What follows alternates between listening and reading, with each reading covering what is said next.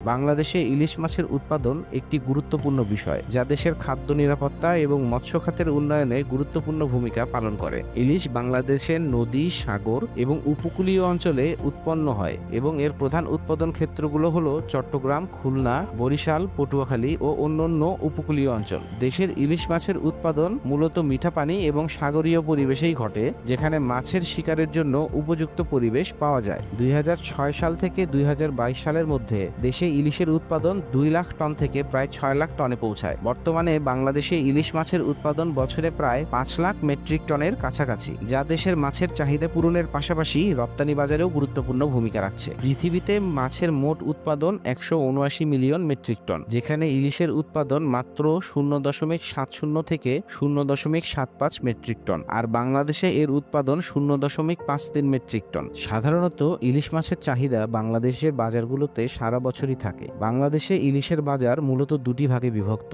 একদিকে স্থানীয় বাজার এবং অন্যদিকে আন্তর্জাতিক রপ্তানি বাজার। স্থানীয় বাজারে ইলিশ মাছের চাহিদা বছরে কয়েকটি বিশেষ সময়ের মধ্যে তুঙ্গ থাকে, যেমন পহেলা বৈশাখ, ঈদ ও অন্যান্য সামাজিক অনুষ্ঠান। এ সময়গুলোতে বাজারে ইলিশের দাম বৃদ্ধি পায়, কারণ মাছের চাহিদা অনেক বেশি থাকে এবং সরবরাহ কিছুটা কমে যায়। ইলিশের বাজারে দাম নির্ধারণে অনেকগুলি কারণ কাজ করে, যেমন মাছের উৎপাদন, বাজারের চাহিদা, মৌসুমি পরিবর্তন এবং স্থানীয় মাছ শিকারীদের প্রাপ্যতা। যদিও ইলিশের উৎপাদন নির্দিষ্ট অঞ্চলে বেশি হয়, তবে দেশের বিভিন্ন স্থানে এ সরবরাহ ব্যবস্থার উন্নতির কারণে দাম সাধারণত বেশিরভাগ সময়ই কিছুটা নিয়ন্ত্রণে থাকে।